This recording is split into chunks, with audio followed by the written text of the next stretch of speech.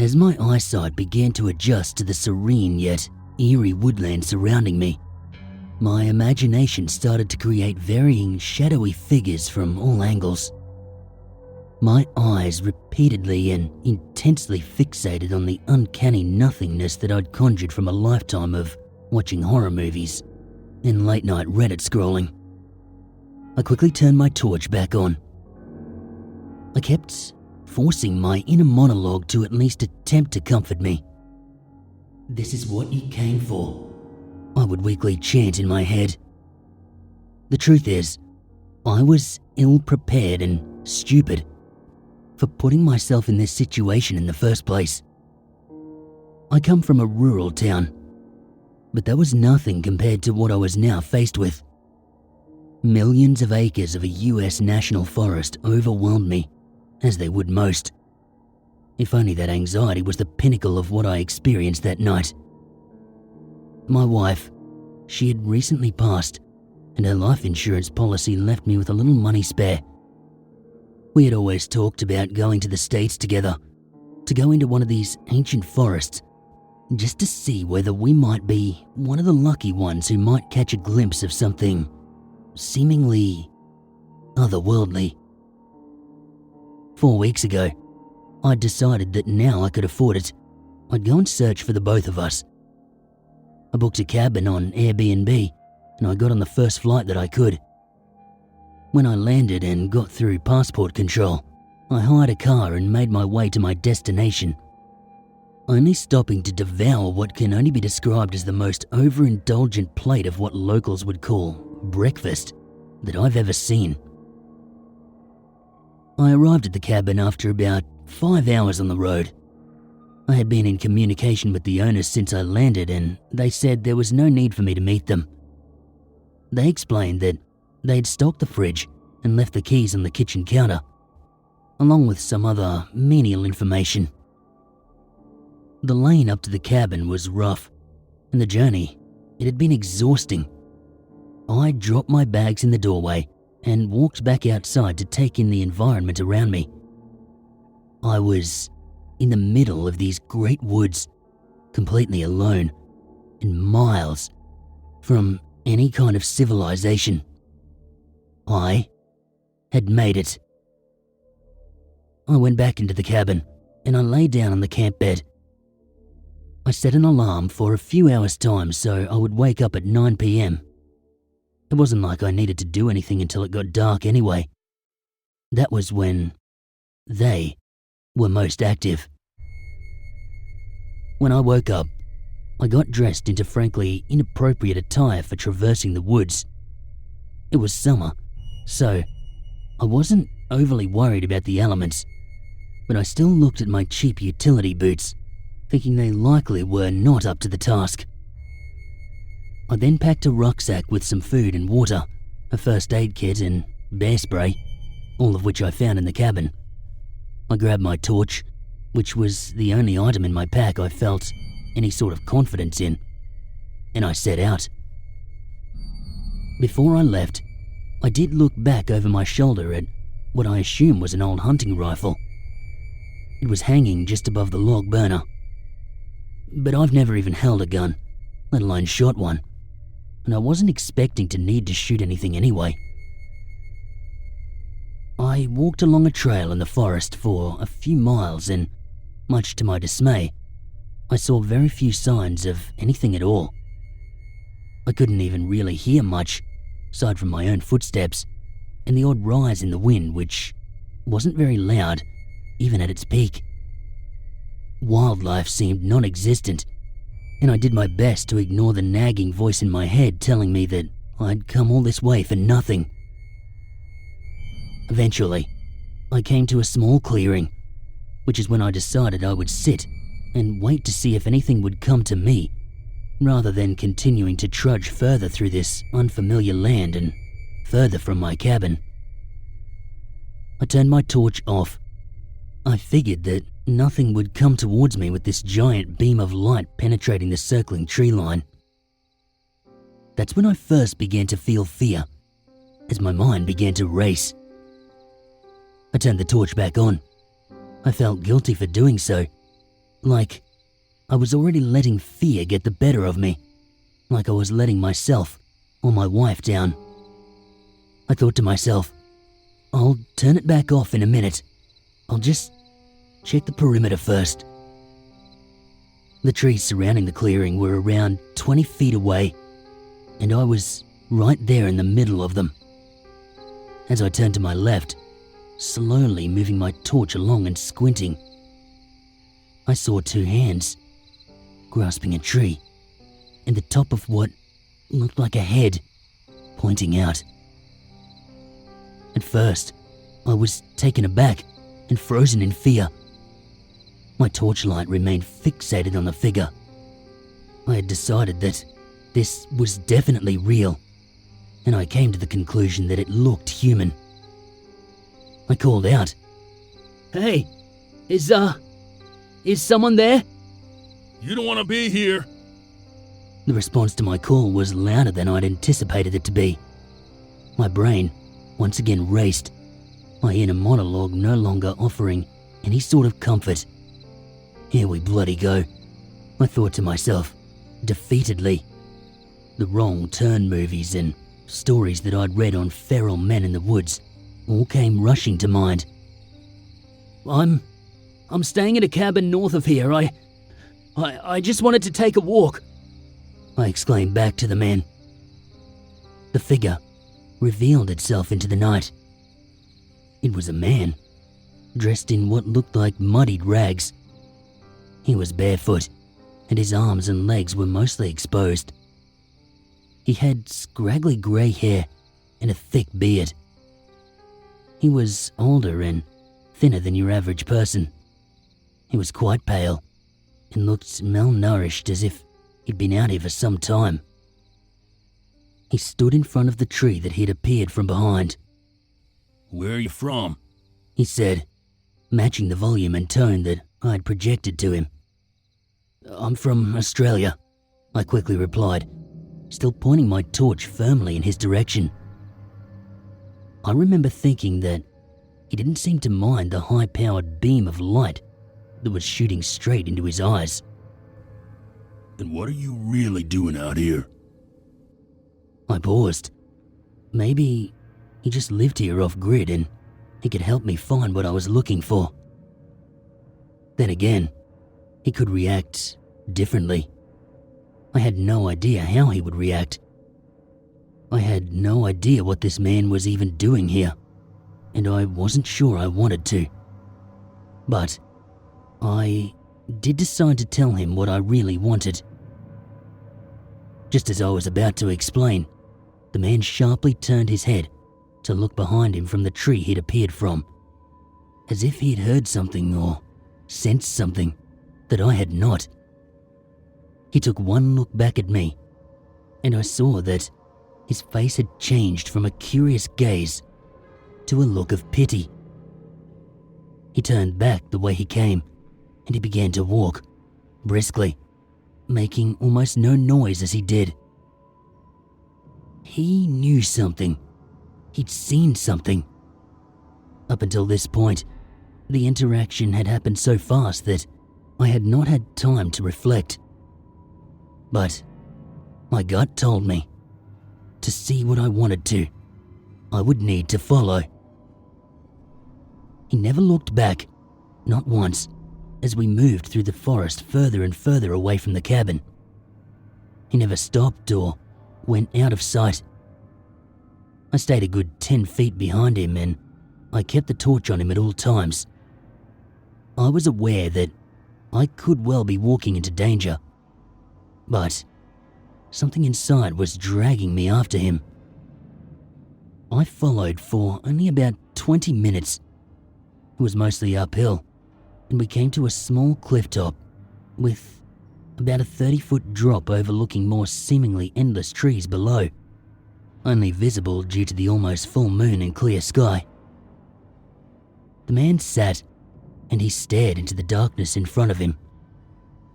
I noticed a small sort of primitive camp set up around him. There was no tent, but it looked like he'd been sleeping on an old bedroll, directly laying on the rock, and I could see the remnants of a small fire. They took her. He whispered quietly. I was unsure if he was talking to himself or to me. I got the feeling that making the choice to follow him was the wrong one, and I'm sure that's hardly a surprise to you. I thought that it is very likely that I've just followed a forest-dwelling maniac to his lair. Yet, I was compelled to find out more. Who? They took who? I replied, now standing only a few feet behind the strange man. I hoped that he'd elaborate with context, explaining who her was, and also who had taken the woman. Angie. He muttered. 9 weeks. Is that your wife? I asked, calmly perching myself next to him, but far enough away that if he'd lunge, I'd have some time to react. He pointed out to the wilderness in front of him, his eyes fixed on a seemingly uninteresting patch of woods. I moved closer to try and see exactly where he was pointing, but it all looked the same to me. I began to feel sorry for the man. I'd heard stories of people going missing in American forests, and then I thought of my own wife. I felt that this encounter was fated, as I may be somebody who can understand his pain. I realized the man must have been out here searching. Then, I heard a very faint scream off in the distance. That's the last thing I remember before I awoke to find what I'd only dreamt of finding. Although, in retrospect, it really was always going to be more of a nightmare. The first thing I felt was my hair being oddly damp. I was lying on my side, and I raised my right arm to feel my head. As soon as I touched it, I felt a wave of pain. I couldn't be sure how severe it was. This all happened in seconds, but even in my dazed and confused state, I could tell something had hit me in the head, and hard. The dampness was likely blood, although it was too dark to tell for sure at that point. And then I felt another sensation on my left ankle. This was not a pain as such, although I would say it was more than uncomfortable. It felt like something had gripped my foot and most of my shin. Then I struggled to move, but not by my own volition. I struggled in the darkness as I was dragged across the forest floor. The moonlight, now subdued by the leafy canopy above my head. The blood on my face and the lack of light made it hard to see what was pulling me along with ease, but I could make out a huge silhouette in front of me. I'm not sure how long I was dragged for. I was in and out of consciousness, exacerbated by my head injury and the bursts of movement I would try to conjure to escape the grasp of this thing. The grip never seemed to loosen, and my fight or flight senses had dwindled, leaving me only able to freeze and allow myself to be pulled along further. The sticks and rocks underneath me, scathing my back, and the bumping, uneven terrain below, they were the least of my worries. I must have fallen unconscious again, because this time I awoke to the same screaming I'd heard just before, except now it was much louder. I was now lying back, and the grip on my ankle, it had gone completely. I slowly lifted my head up, and I looked forward, propping myself up on my elbows. That's when I saw it, what I'd come all this way to see. The first thing I noticed was the legs, skinny, yet long, and fully covered in thick, grotesque hair, except for the knees, which seemed to reveal grey skin in the parts that were more exposed. My eyes slowly moved up to a stocky, well-built body, again covered in thick, matted hair. That's when my eyes met its. They glowed a strange amber color, and although at first I thought it was looking straight at me, I now think it was looking straight through me. My other senses came flooding back to me, as if, when I looked at this thing, I was initially reduced to sight only. The screaming, it was coming from behind the beast, and it sounded like a woman being tormented horribly. I'd never heard a human scream like that, but I was pretty sure that it was in fact human. Then, the stench, it overwhelmed me. It smelled like rotting meat, like if you've ever been in close proximity to a slaughterhouse and a huge wet dog at the same time. Then, I myself began to scream as I attempted to stand. I was quickly knocked back down. The 8-foot figure just in front of me squatted down and extended its huge arm. A huge, grey, leathery hand pushed me back to the ground before I could even fully get up. As it did, I was able to make out more features of its face. The glowing eyes were small and deep-set. The creature, it had a heavy brow, and what I first thought to be more of its head, it looked like matted dreadlocks of hair, cascading down to its shoulders. Its mouth was as wide as its face, and as it pushed me, it bared a set of large, yellow incisors and growled deeply. During this interaction, the screaming coming from behind what you've probably realized by now was a Sasquatch had ceased. The creature was towering over me, as I then found myself in a fetal position, shaking uncontrollably. I heard a strange chattering sound coming from behind this ape-like being, and then it opened its mouth to create a similar noise back in response. The screaming then started again, from both me and the other unfortunate party in this hellish environment. No more, I could make out, before the woman desperately returned to her shrill screaming as words failed her. Then suddenly, I heard a gunshot. The creature in front of me dropped heavily to its knees, gurgling blood before it fell back in a huge slump. The strange man from before came back into view right in front of me, but just to the right. He must have shot the creature from just behind where I was and then moved around me. He then headed off running, without even a glance in my direction, straight towards the screaming woman. At that point, I once again attempted to get up to my feet, this time successfully, and I turned in the opposite direction and ran. Even after running for what felt like half an hour, I could still hear that woman scream, along with a devilish, high-pitched whooping sound coming from that awful place. I somehow found my way back to the trail that led me to the cabin. The keys to the hire car were inside, on the mantelpiece.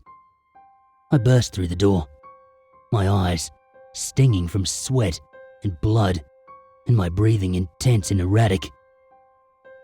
I grabbed the keys and I headed for the car, when I froze once more in the doorway.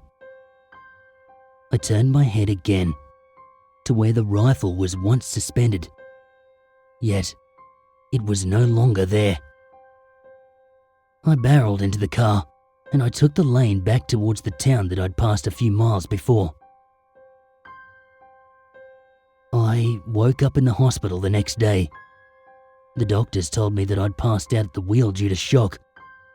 Luckily, I'd taken my foot off the accelerator, and the car was stationary on a road where passers-by had called the authorities. The injury on my head, it had been patched up, and they told me it wasn't too serious, although it did bleed a lot. Other than that, I was just bruised and exhausted. They told me that there were some police officers that were on their way to take a statement, and then they left me to gather my strength to recount the tale. My phone had been in the inside of my jacket the whole time and was laid out with the rest of my possessions on a table on the other side of the room. I got up and grabbed it. I thought it'd help the police if I got the cabin's details from Airbnb, so they could maybe send help to the man and woman still in the forest. If they were still alive, that is. My own profile on Airbnb is what opened the floodgates of emotion I've still yet to process. My profile picture was of me and my late wife, and I felt a strange sense of relief that she was not around to live with the horror we'd both longed to experience together. I checked the booking confirmation, which, apart from the date and time and accommodation, was all pre-filled from the countless trips my wife and I had taken before her passing. I'd even accidentally booked for 2 guests out of habit. I then went onto the cabin's page and I looked at the host's profile picture. An elderly couple, Bob and Angie. I then checked the past reviews, something I'd failed to do in my excitement previously. The last review, it was from a man who had booked the cabin a couple of weeks prior to me. It read, "Extremely disappointed with the service from the host. I booked the stay for me and my girlfriend, but a family matter stopped her from attending. When I arrived, the host asked me where the other guest was. When I explained my situation to him, he became very irate and aggressively forced me to leave. I now feel I understand what desperate measures Bob was taking to try and save his wife. I mean, I know I would go to extreme lengths to get mine back from the abyss. Maybe even if it meant offering some kind of messed up trade that resulted in someone else losing theirs.